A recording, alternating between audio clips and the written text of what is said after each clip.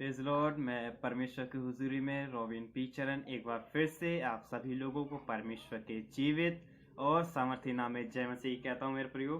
और मैं परमेश्वर का धन्यवाद करता हूँ कि परमेश्वर ने मुझे ये मौका दिया कि एक बार फिर से मैं आप लोगों के बीच में परमेश्वर के वचन से कुछ बातों को लेके आ सकूँ मेरे प्रियो।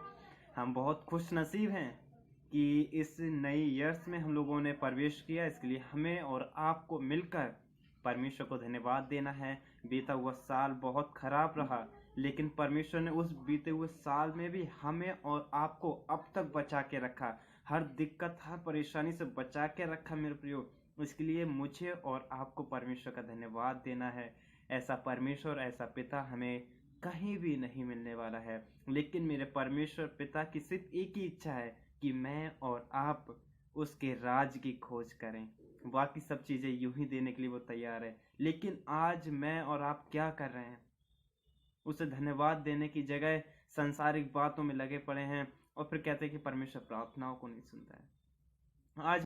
लेकिन आज हम लोग किसी और ही चीज़ की खोज कर रहे हैं। आज हम लोग उसके वचन की खोज नहीं कर रहे हैं, और चीज़ों की खोज कर रहे हैं, सांसारिक चीज़ों की खोज कर रहे हैं कि साइंटिस्ट ने ये खोजा, हमें ये मिल जाए, हमें वो मिल जाए। इन चीज़ों के पीछे पड़े हैं मेरे प्रियो।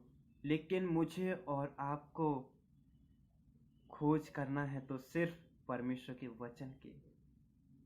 मुझे और आपको भूख और प्यास होनी है तो सिर्फ और सिर्फ परमेश्वर के वचन की, ना कि धन दौलत की, घर की, ना गाड़ी बंगले की। इन चीज़ों की भूख और प्यास मुझे और आपको नहीं होनी चाहिए अगर मैं मसीह हूं तो। क्योंकि परमेश्वर ने मुझे और आपको अपने स्वरूप और समानता में रचा है, तो क्यों नहीं मेरे अंदर परमेश्वर के वचन की बातें पाई जाती हैं। बहुत से लोगों ने डिसीजन लिया होगा कि ये नई साल से मैं अपने गलत कामों को छोड़ दूंगा, गलत बातों को छोड़ दूंगा, अच्छा व्यक्ति बनूंगा, परमेश्वर के वचन के द्वारा चलूंगा। तो मैं उन लोगों के लिए प्रार्थना करता हूँ परमेश्वर से कि वो लोग अपने किए हुए वादे को पूरा करने पाएं। परमेश्वर से मेरी ये प्रार्थना है। और आइए हम परमेश्वर के वचन में जाएंगे और परमेश्वर के वचन से पढ़ने के लिए निकाल लेंगे इफिसियों 4 अध्याय उसकी दूसरी आयत से हम पढ़ेंगे। यहाँ पे एक आयत को, जैसे यहाँ पे लिखा है, अर्थात सारी दीनता और नम्रता सहित और धीरज धर का प्रेम से एक दूसरे की सह लूंगा।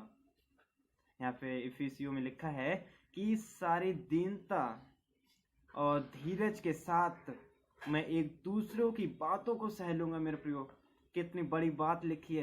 लेकिन संसार में हम देखें कि ऐसा नहीं पाया जा रहा है मेरे प्रियो। संसार में अगर हम देखते हैं कि अगर कोई किसी को एक बात कह देता तो लोग 4 बातें कहने के लिए तैयार हैं। ये नहीं देख रहे हैं कि परमेश्वर का आना निकट हो चुका है मेरे प्रियो। परमेश्वर के वचन की एक एक बात पूरी हो रही है। तो क्यों नहीं मैं और आप अपने आप को तैयार कर रहे हैं? क्यों अभी तक मैं उन लड़ाई झगड़ों के पीछे पड़ा हूं कि उसने मेरे घर वालों के लिए ऐसा कहा, मैं उसके साथ इतना गलत कर दूंगा? क्यों? उनके लिए परमेश्वर से प्रार्थना करिए, क्योंकि परमेश्वर का वचन बताता है कि अपने सताने वालों के लिए प्रार्थना करो। जो तुमसे लड़ाई झगड़े करते हैं उनसे, उनके लिए प्रार्थना करो। उन्हें बद्दुआएं मत दो, उनको दुआएं दो मेरे प्रियो। परमेश्वर का वचन ये बताता है। लेकिन हम लोग तो मसीहत में होकर कुछ और ही कर रहे हैं। जैसे नॉन बिलीवर्स लोग कर रहे हैं वैसे ही हम लोग भी कर रहे हैं। तो मुझ में और उनमें, नॉन बिलीवर्स में क्या फर्क रह गया मेरे प्रियो? आज मैं पूछना चाहूंगा, क्या फर्क रह गया? अगर हम परमेश्वर के जन हैं तो परमेश्वर की बातें हमारे अंदर पाई जाएंगी मेरे प्रियो। तो आप सभी से मेरी विनती है कि परमेश्वर का आना निकट हो चुका है। अपने कार्यों से फिर लें और परमेश्वर के नज़दीक आ जाइए, जिससे कि मैं और आप स्वर्ग के राज में एंट्री करने पाएँ। नहीं तो स्वर्ग के राज में एंट्री करना बहुत मुश्किल है मेरे प्रियो। लोग इस संसार में धन दौलत कमा लेते, लोग कहते हैं पैसे से सब कुछ खरीदा जा सकता है। लेकिन मैं कहता हूँ पैसे से सब कुछ खरीदा जाता होगा, लेकिन पैसे से स्वर्ग नहीं खरीद सकते मेरे प्रियो। वो शांति नहीं खरीद सकते जो परमेश्वर के वचन को पढ़ने से आती है। वो आशीष नहीं खरीद सकते जो परमेश्वर देता है।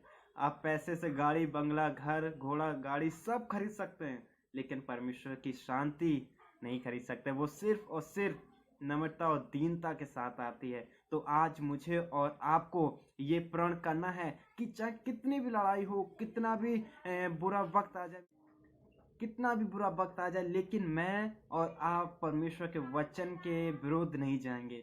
ये मेरी आपसे प्रार्थना है, गुजारिश करता हूँ कि प्लीज़, हम लोग मसीह हैं तो हमारी और आपकी मसीहत मुझ में और आप में झलकनी चाहिए। मेरे परमेश्वर की बातें मुझ में और आप में झलकनी चाहिए। मेरे प्रियो, मैं आप लोगों से हाथ जोड़ के विनती करता हूँ कि अन्य जाति के लोगों के लिए ये महसूस ना होने दें कि परमेश्वर के लोग इस तरीके के होते हैं जो लड़ाई झगड़े करते हैं। अगर आज मैं मसीह में हूँ तो मेरे कार्य परमेश्वर की तरह होने चाहिए, जिससे कि लोग मुझे और आपको देखें और कहने पाए, हाँ, ये पिता परमेश्वर के मानने वाले लोग हैं, ये पिता परमेश्वर को जानने वाले लोग हैं, उसके बताए हुए मार्ग पे चलने वाले लोग हैं। मुझे देख के लोग मेरे पिता की नामरी करने पाए जो स्वर्ग में है। मेरे प्रियो, प्लीज़, तो आज मेरी गुजारिश है आपसे, प्लीज़ सभी लोगों से गुजारिश है कि आज से ही अपने जीवन को परमेश्वर के वचन के द्वारा चलाने की कोशिश करिए।